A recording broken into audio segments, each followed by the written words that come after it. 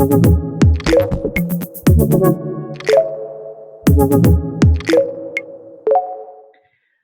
afternoon and welcome everyone.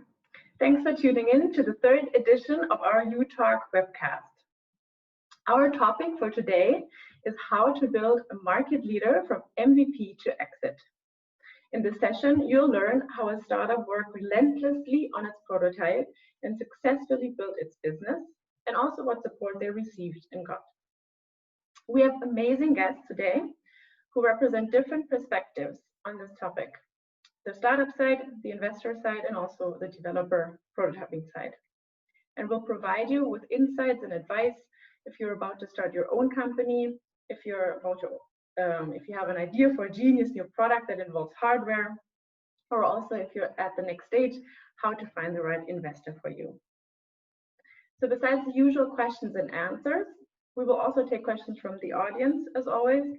And if you listen closely and stay until the end, we have a surprise, or actually two surprises for you. As always, on the right side of the screen, you can pose your questions. And with that, let's welcome our guests.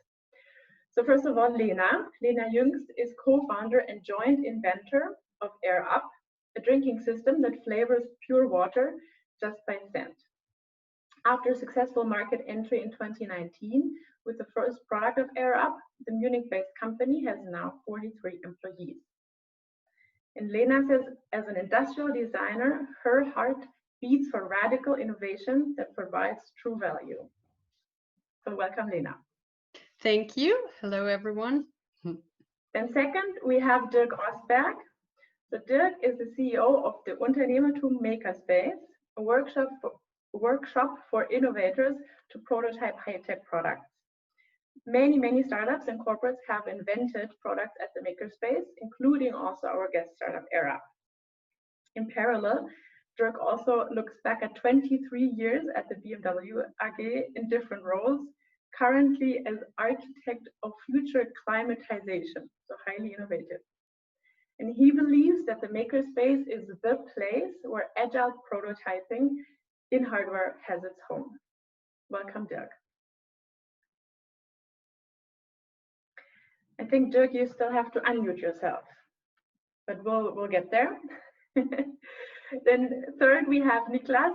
Niklas Hebborn is junior partner at Freigeist Capital, venture capital firm, and he has a background in private equity and consulting, and he sees great potential in startups with hardware, which is why Freigeist also invested in companies such as Air Up, Lilium, and also Kraftblock energy storage. So welcome. Yeah, thanks, Mickey. Thanks for having me today. So before we start our rounds of questions with our three guests, we also have a special guest, which is Frank Thelen. And Frank Thelen is, probably many of you know him, is a European serial founder, tech investor, TV personality, and also bestseller author. Since 1994, he founded and managed many companies. And in his role as founder and CEO of Freigeist Capital, he focuses on early phase deep tech investments. His products have reached over 100 million customers in over 60 countries. Unfortunately, Frank couldn't be live with us, which is why he sent us a video statement. But Niklas will take his part in the discussion today. So let's see what Frank has to say and why and learn about why it is a great time to start a business. Hello, TUM MakerSpace. I'm happy to virtually join the event today with Niklas, also joining from Freigeist and Air Up, one of our big innovators in our portfolio. And I want to talk a little bit about founding a company. Is it the right time? What are the next big things we will see? And I truly believe there was never a better time to start a company. The digitization was just the beginning.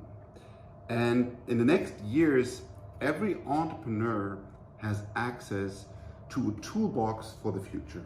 And in my new book, 10x DNA, I describe this toolbox, and everybody knows what's inside. It's artificial intelligence, blockchain, 3D printing, 5G, it's quantum computers. So many revolutionary technologies come together, and the most important thing, are accessible to everyone.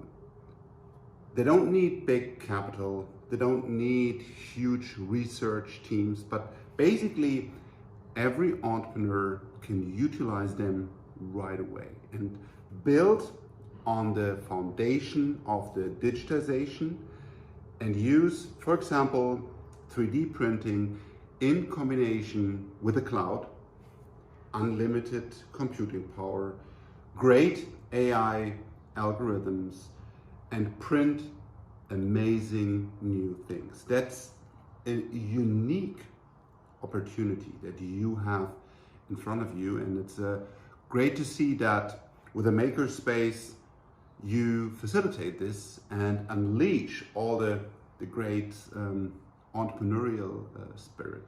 So there's never been a better time. If you now have a great product idea, with all these upcoming technologies, you can make them a reality and show investors like Freigeist first prototypes, the first steps. And it's not about only say, I have a dream, but you can now take actually the first steps and show a real prototype. So it's a great time for you to start your startup, and I wish you all the best, and I hope we keep in touch. Maybe you talk to Niklas, who will also participate, and maybe we see here in the Freigeist office later if we want to dive deeper into your startup. So all the best, good luck, bye-bye. So thank you very much, Frank, for sending this statement in. So let's pick up on what Frank said in his statement. There's no better time to start a business. Lena, do you agree? Well, I guess there's never the perfect timing to start a company. So I guess you should never wait for the perfect moment, because it will never come and you'll be never ready anyhow. But no matter how or where the journey will take you, you will always learn a lot. So I don't know, look at me. I've never been ready for founding a company, but I still did it. I've never done a web panel like this before, and will I still do it? Yes. So yes. Very nice. So earlier when you sent me a few sentences about yourself, you said your heart beats for radical innovation with true value. And I love that sentence. What do you exactly mean by that? Well, I guess so. I come from a classic industrial design education, and I've been in big companies before. And as I experienced it, they mainly do slow step-by-step improvement, which is quite slow. And the main aim is to raise the profit. For example, I don't know, if you have the new electrical toothbrush, then it's probably not a new way of cleaning your teeth, but maybe it has some new features or looks a bit different. But I think especially today, when you have big problems like the climate crisis, we need faster and probably more creative solutions. So I believe in life-centered design, which means you need to meet the longing for convenience and the longing for experiences humans have. But on the other side, you shouldn't, or you should take responsibility in terms of the environment and in terms of the health of humans. So, yeah. And therefore you need radical innovations, so to say. Yeah, true value. So can you tell us a little bit more how you started your company and what challenges you had to overcome, especially in the beginning? Well, yes, I guess there are a lot of challenges, especially during that time, like in between the first idea and then the market launch. But I think the biggest challenge is that there's so many tasks at the same time, because you don't not even you do not only need to make fast progress with the product and in developing the product, but you also need to build up a company at the same time. So you need to be very good at prioritizing, which, to be honest, we struggled a bit in the beginning, because especially if you have no work experience, which we all did not have that much, it's really hard to say, okay, this is the thing we need to focus on to get further. So, but there, of course, there are more challenges, like finding the perfect team, establishing a structure for your team so you can effectively work together. You need to think about IP, you need to think about how to finance yourself. So a lot of challenges. So I heard that you also developed your product in the makerspace, in the prototyping workshop of UnternehmerTUM. And maybe Dirk, you can tell us a little bit more about how the makerspace, or what the makerspace offers in terms of getting an idea from a concept to MVP if you only have limited resources. Sorry, MVP for minimum viable product. There's a very short answer, Miki, that would be just everything. But I'm sure you want to get a little bit more details on that one. So in common, makerspace is well known as a huge provider of tools, of all different kinds of tools that you can use to build up prototypes or whatever you think about. But this is just one part of the full story. Around this core feature, we have set up a huge variety of other, let's call it services, like, for example, an event series. We call it the prototyping series. Block 1 is something like an ideation. We call it prototyping ideation block, where we sit together with startups or grown-up companies and think about what could be their idea, how to specify the idea to really make the idea up to the point. This might take a few days, a week, whatsoever. This is followed by what we call the prototyping sprint, where we did together with the companies or startups to really build up the first prototype. That may not be working in all different aspects, but it's the first prototype that you can already show, that you can take to investors, to your management, and give them a good idea of what it should look like in the very end. And the third step then would be the prototyping 0, where we build up the first small number of fully working, fully blown prototypes together with customers or for our customers. But besides this prototyping workshop series, we also have trainings where we do, of course, the trainings for the machines, that you can handle our machines without hurting yourself or hurting the machines, but also going into more details like deep dives on additive manufacturing, for example. And of course, we have a huge service department where we not only get some material for you, but we develop fully blown designs from very small parts to huge concepts. The biggest contract we ever did was setting up 22 cars for a huge car manufacturer here in Munich that were shown up in CES, the so-called i3 urban suites. We have modified the whole car. We developed the car for BMW and built 22 cars in less than 4 months. And drove around journalists at CES and at the end. So this is all what we provide, and I think that's everything you really need to build prototypes. And besides that, you have the UnternehmerTUM sign in your background. Of course, we are a member of the UnternehmerTUM family, and what we don't offer, UnternehmerTUM offers to make you a successful startup company. Okay, so Lena, how was that in the very beginning? You had the idea of AirUp, and then you went to the makerspace and tried and iterated until the final product came out, or what was that like? Yeah, so basically we had the first idea and the first functional prototype during the bachelor thesis. So this was the outcome of the bachelor thesis of Tim and me. And then we like we got a team together in Munich. We moved to Munich. We applied for several scholarships. We got the Exist scholarship, and during that time we were sitting at the UnternehmerTUM in Garching, and we were able to use the MakerSpace as a prototyping workshop. So there we, from that functional prototype, we had to develop the product in terms of manufacturing and to make it manufacturable and to make it affordable in the end for the customer.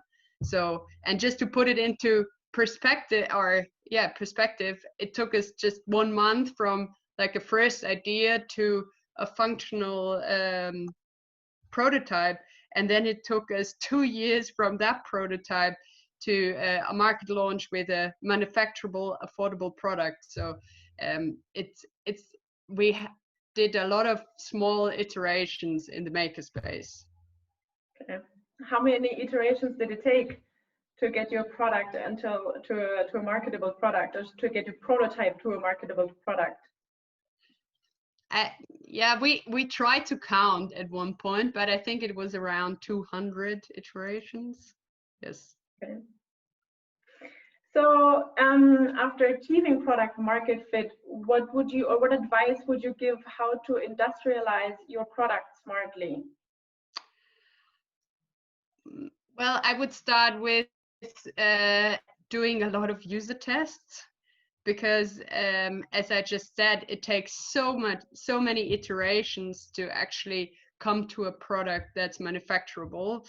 And so do a lot of quality testing, use focus groups, and be prepared to waste a few samples from your suppliers at any step of the process. Also be very honest with yourself, because sometimes you realize, okay, maybe there's something not perfect about the product, but then you think, okay, we don't have the time, we just carry on. But for example, for us, we developed the drinking bottle with a straw, and we realized when developing it that people would always tilt the bottle, so like always do this movement, and we just had a normal shape before, so not this bend in the shape, and said, okay, yeah, well, it will go fine, we don't have the time, blah blah. And then luckily we had some external input from our investors, so from Freigeist, who said, no guys, you really need to solve that, otherwise you get like into severe problems at the end when you already produced all those products.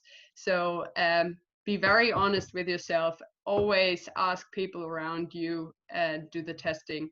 And then when it comes to production, it really depends on the product. So if you have a low invest volume standardized product, so that you could produce in Europe, but if you have quite a complex product like we had with a high invest volume, you probably need to go to China to source it, and then the nearshoring can come later. But yeah, it's for us it worked out quite well.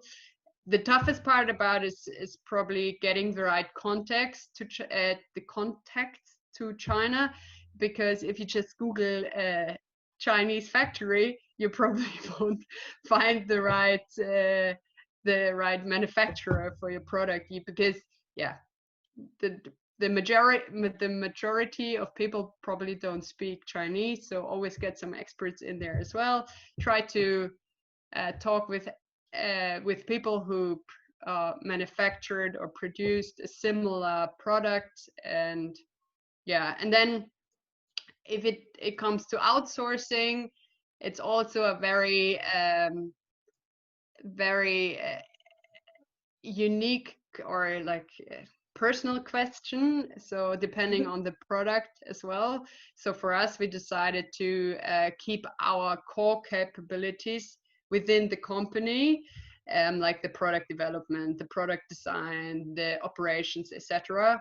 But it might be also wise for other products, especially in the food sector, to go down a different path. Yeah, and I don't know, like supplier network, keep it lean. Each step costs more money and especially time.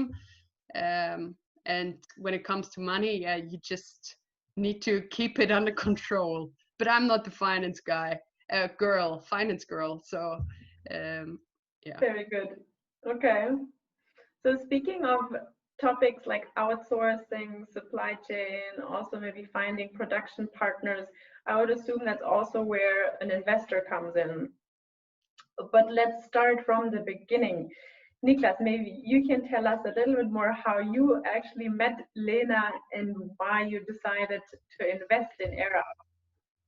Yeah, thank you. I perfectly remember it. I mean, I've been to MakerSpace already in 2017 and was amazed by the infrastructure they are providing in terms of having 3D printers and all the devices which you need to use to build up a hardware product. But unfortunately, I haven't seen the startup AirUp, or back then it was 10A, so I think before Joyce, I think that was the first name. Many names. Yeah, there were many names along the way, but yeah, then 2018 in the beginning we met on an exhibition, and it was an exhibition focused on food companies. And as we have around about 8 companies in our portfolio coming from die Höhle der Löwen, which are purely focused on food, we like to still invest in this segment.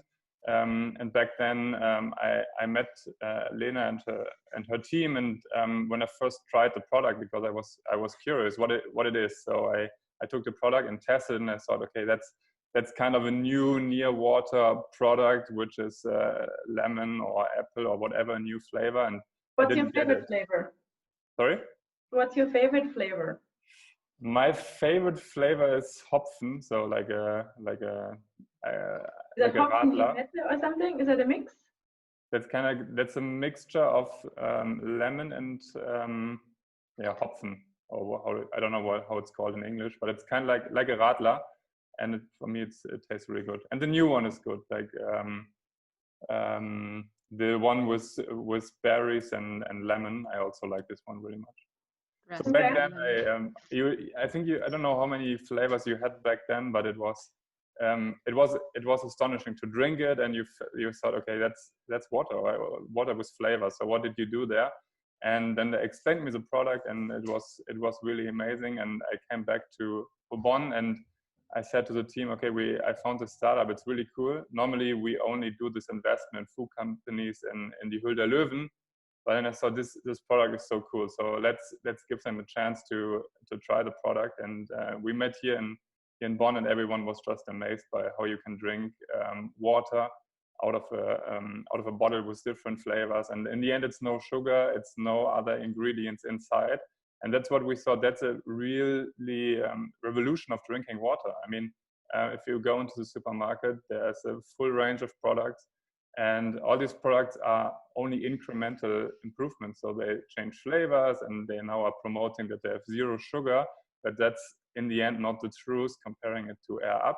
That's what we thought, okay, that's drinking completely new, and that's one we want to be part of. And I perfectly remember all the steps Lena just mentioned. I had to smile, because right now we are so far ahead from the beginnings when we were talking about to change the bottle that no water is coming out.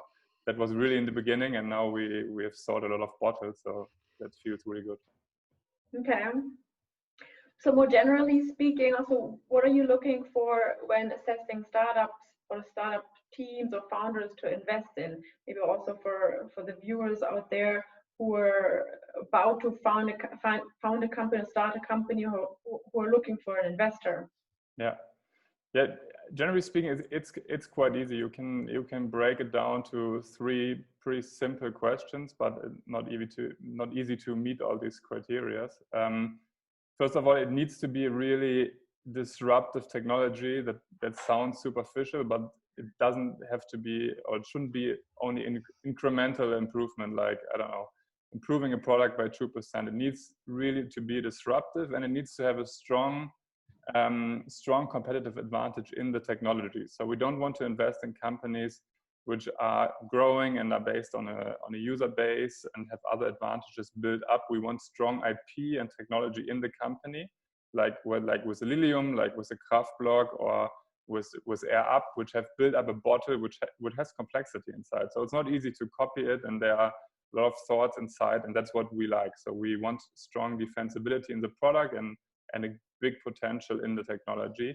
And then combining it with solving, I would say, big problems which are worldwide existing. So we don't want to focus on niche products. We want to solve on big problems, and ideally on problems which have kind of a positive DNA. So we want to invest in sustainable products, making our planet better in terms of transportation, in terms of consuming water, or in terms of storing energy. So we want to invest in products which make our planet better. That's the ideal investment we want to do.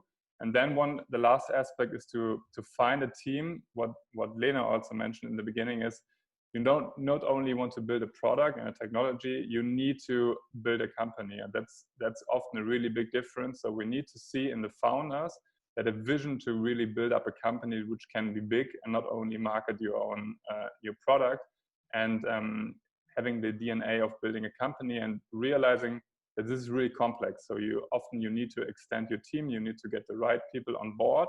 And if you have this mindset of thinking like this, that's what's convincing us. And if we meet these three criteria, and we are often on board.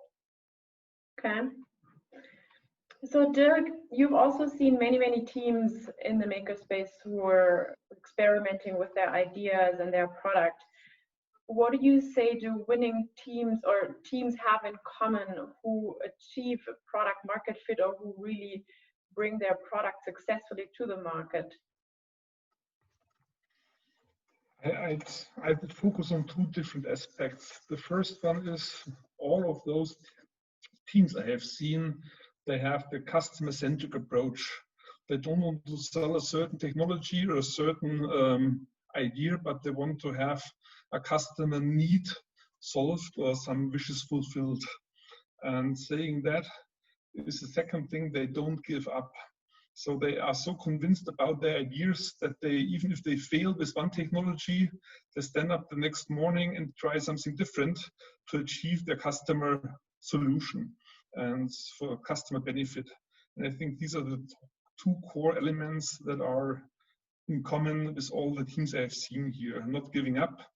Okay. There are a lot of hurdles you have to overcome, and you will fail several times, and you have to have the power and the energy to stand up again and come in here again and try the next iteration until you are successful. And if you fulfill customer wishes and customer needs, you will build up a great company. So besides the Air Up, what are other, or what's another very cool example that came out of the makerspace lately? I don't know if you have seen the personal mover. It's a very smart idea of a small board where you can stand up, and it's electrical powered. It can't flip over, and it's meant to support people working in huge distribution centers where you have kilometers of walkways every day, and you can just drive around, and it's really fun to use them. And the guys here, they built 5 prototypes in our makerspace, and they were running around the corners like hell, and they never flipped over. They always handled to take the curve in a high speed, and it's a lot of fun to use it. And I think that's a very smart idea, and it's also now going to mass production. Okay. And it's really cool. So Lena, Dirk talked about the customer, or two aspects, what makes out winning teams. So not giving up, and probably that's very true for your company with more than 200 iterations of your product, but also about looking at the customer or the consumer. So in the beginning, how did you attract your consumers, or what were your marketing strategies to really attract the early adopters to get your bottle known to the market? Well, I think Dirk was talking about killing your darlings. That's a common term in within design. So if you have a fixed idea and you really like the idea and you really like the one detail about the idea and you still realize, okay, it's not hitting the customer's needs, then you need to kill it. And it's really hard. I can tell you that. We had some of these darlings in our minds back then. But yeah, when it came to marketing, I think, or when it comes to marketing,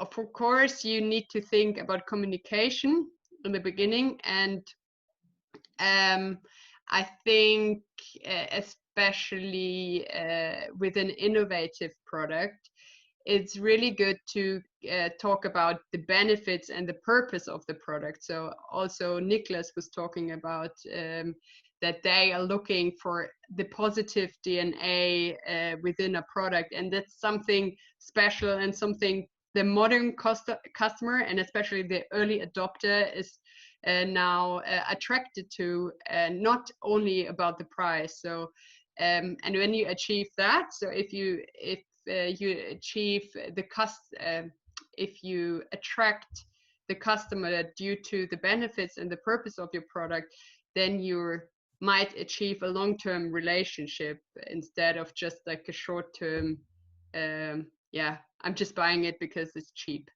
kind of thing. And also what you should to the people out there, don't make the same mistake as we did. If you're launching a product, please focus on your web shop first, because we didn't.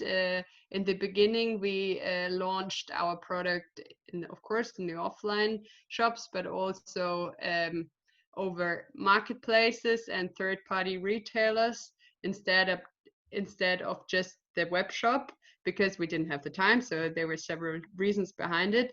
But then we lost control over the price points, because third-party retailer don't give a crap if they sell your product for a cheaper price, and they don't give a crap about your brand and the communication of your brand. So the only way of having full control over the price and the brand communication is the web shop.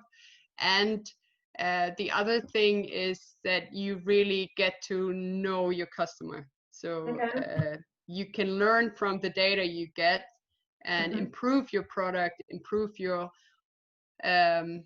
appearance, your online appearance, so to say.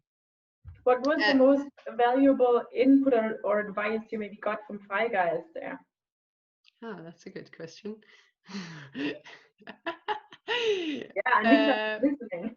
Yeah, as I said, as one good advice I was mentioning it before is they were interfering and at important steps during the product development when we were panicking because we needed to hit the deadlines, etc., etc. They said, no, okay, forget about the deadlines. You need to make sure that the first product that comes to market, and we didn't just launch, or we didn't just produce like 1,000 bottles in the beginning. We produced 80,000 bottles in the beginning, and we knew that. And they said, okay, don't you have to make it right. Yeah. So I think that was the most important input we got from Freigeist. Yeah, we were really passionate about stopping you. No. Yeah. I remember and you that did it was, well. You did well in doing so. we pushed the deadlines a couple of times, but yeah, we had to. So unfortunately, we're actually already out of time, but I really want to pick up a few questions from the audience. So let's see what we have. So Bruno is asking, you, Niklas, I guess, how do you assess the current situation for startups in very asset and capital intensive technology sectors? For example, chemistry, biotech, energy, and clean tech. I mean, yeah, it totally depends on the situation a startup is in, whether you have already a product which is already you're already selling, or you're in the beginning of developing your product. So that can be really different. But overall, what's the advantage of having these companies often is that you have developed a really strong IP and knowledge. So this is consistent, and doesn't also hold through a couple of months. So you've built up this knowledge, and that's your IP. And the advice I would give right now is, in case you are not selling already, is to heads down and focus on improving your product, and maybe take the time where you cannot go to customers or the market is not reacting so fast. You can focus on the product and improve it, and take the time for the things you haven't done before, because now maybe you have a bit more time for that. And on the other side, if you are a bit further, then you also sometimes need to push your customers to maybe use the digital world and come online and try to improve your sales pipeline by pushing your projects online. And I think overall the situation is getting way better. So we at Freigeist are really positive.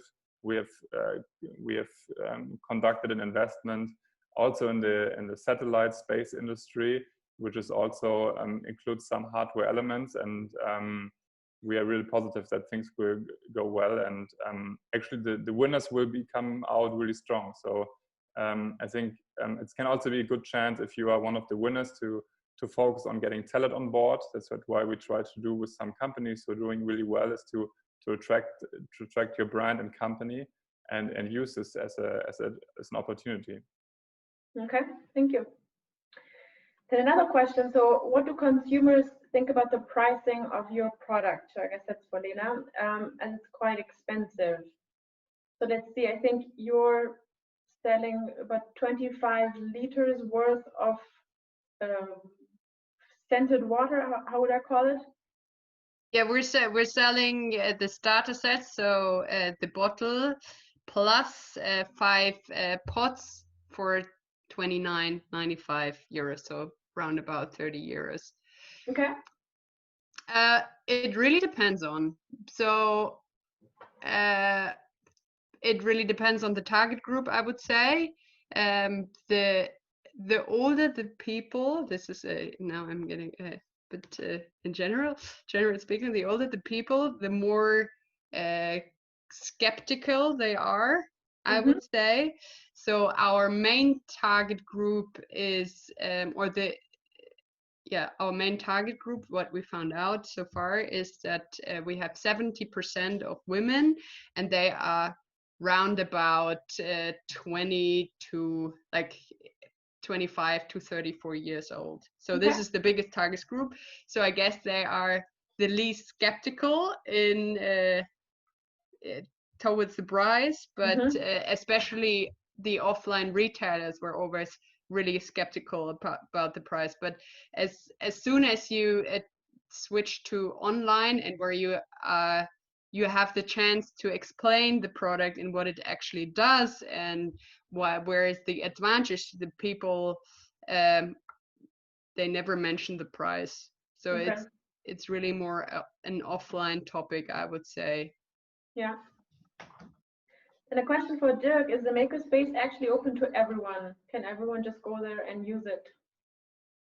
It is open to everyone, from individuals up to big companies. The only thing that you have to do is you have to make sure that you are capable in using our machines, and we do that in offering a training that you have to do with all the machines first, and after that you can just start and run and do whatever you want. But it's open to everybody. Very good. So we're over the time, but I hope you guys have a little bit more time for a few questions. There are really good questions coming in. For example, Lena, as an industrial designer, how is it for you to get confronted with all the business stuff? Hard, tough in the beginning, actually, because my education wasn't about the business stuff at all. So I was really coming from the product, and I was good at design, but especially in the beginning, when it comes to using the right terms and the right words, then I had troubles to understand what the people were talking about, even though I found out mainly they are just fancy words. You could normally describe it a lot easier for people who have not studied business. But you get used to it. You get used to it, and you learn quite fast. Okay. But if I can add here, I think what you did really well, because you were Tim and you had this idea and product idea, but you got in your team the remaining members with Fabian and Janis and later Simon. So you intelligently thought about what do we need in the future. So we are good at doing this, and but we need someone selling the product, getting investors on board. And that's, I think, what is often missing with a lot of companies. They have really good technology, but they're not thinking about the rest. So we have this amazing technology, and why is no one selling it? Yeah, because you need to make a product and sell it. And that's, I think, what you did really well, and that's one of the criteria we also have in mind. Because when you arrived here, you were so early in terms of product, and there were a lot of features which you had to improve, but you still had a complete team, which some of the companies are hiring after, I don't know, 2 or 3 years being close to the market or on the market. And that was really impressive. And the setup was like perfect. Your team was already set up, and that was really impressive, I think. And thinking early about who you need on the team, and focus yourself on building up your strengths, and focus on your strengths, and then get the team members on board who are building up the rest, I think is super important. That's what you did really well. Yeah, and have a clear structure for responsibilities. So this is what Niklas said. It's really important that you find out for yourself what you're good at and what you're not good at, and let the things that you're not good at other people do. Okay. Yeah. Maybe one last question for Niklas. Niklas, what's your exit plan for AirUp from the audience?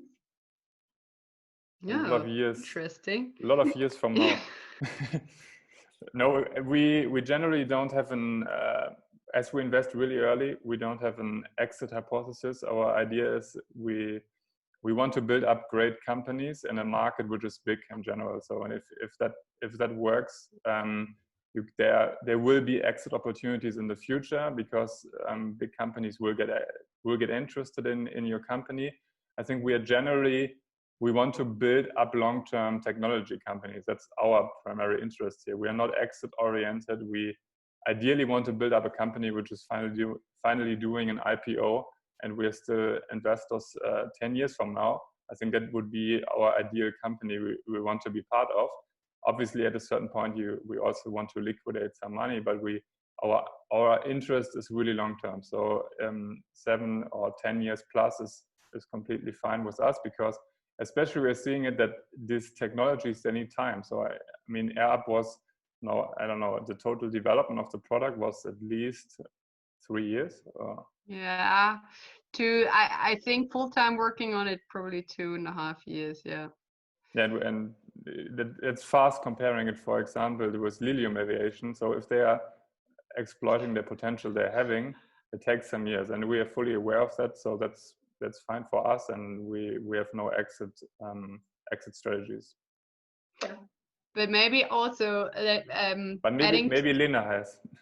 No. Adding to that, because I was talking to Janis about who's the perfect investor, and he said there are always 2 types of investors. So the one type is mainly return of invest driven, so mainly money driven, and they want to liquidate the company very early in order to receive a lot of money. And the other type is they are purpose driven, so they want to make the world a better place. And I think Freigeist is the sweet spot in between those 2 types, because they kick you in the ass when it comes to business, but they also have the mindset for the long term. They have a long-term vision for the company, so that's really good to have. So many flowers here. Yeah. I think that's a very nice statement for the end, and I think unfortunately we have to wrap it up. So if you have further questions for our speakers, you can find the LinkedIn profiles of them in the chat. And I'm sorry for all of those who have posted a question that we can't answer anymore due to time. But if you like the talk, please subscribe to our newsletter. So we have this series every Tuesday at 4 p.m. But before the end now, we come to our little surprise. So if you have listened closely in the past 43 minutes, you can win Frank Thelen's new book and also the starter set of Air Up, which is the bottle and 5 flavored pots. So Lena and Niklas will pose the question, and the person who is fastest to type the answer in the chat box can win either the bottle or the starter set, or the book. So let's start with Niklas. Niklas, what do you want the audience to answer? Yeah, so the thing you can win is Frank's new book. Frank and we worked on it for the last half a year, writing down a lot of things which will happen in the future. And the question is, when did Freigeist invest in Up? Let's see if we get the answer. I'm watching the chat, but no answer yet. Let's see. And let's come to Lena's question. So Lena, what is your question for the audience to win a starter set of Air Up? How many iterations did it take for us to get to the final product? Very good. So I see Elias was fastest. He says, I think it was 2018, Niklas? That's correct. That's correct. Very good. And then we got an anonymous answer for Lena's question, 200. So that's also correct. You have to, or for those who were fastest, please write an email to event@UnternehmerTUM.com. Or I think, yeah, that's already being handled. So we can get your address and send you the book and the starter set. Thanks for participating. So, thank you everyone for tuning in. It's been a pleasure to host the third U Talk with these 3 amazing guests. And thanks for sharing your experiences with us, Lena, Frank also, Niklas and Dirk. And also a little notice about the Makerspace. So it will be reopened for individuals soon. Dirk, can you tell us when it will be reopened so people who want to experiment with their ideas can visit the Makerspace? Easy, today. Oh, today. Very good. It opens today, reopened today for everybody. So far we have, due to the corona crisis, limited to professionals. And from today on, we are open again for everybody. And if you want to have a more closer look to the Makerspace, there was a great report on World 24. You can also watch on the YouTube channel. It's a 20-minute movie on the Makerspace and some products that have been developed here. Really great to show and to watch. Perfect. So thank you very much to all the 3 guests. And we'll see you hopefully next week, same time, same platform. And the topic next week is we'll take a closer look at the international startup scenes in Sweden, Denmark, and Italy, and how they're influenced and also affected by the corona crisis. Thank you very much. See you next week. Bye-bye. Thank you. Bye.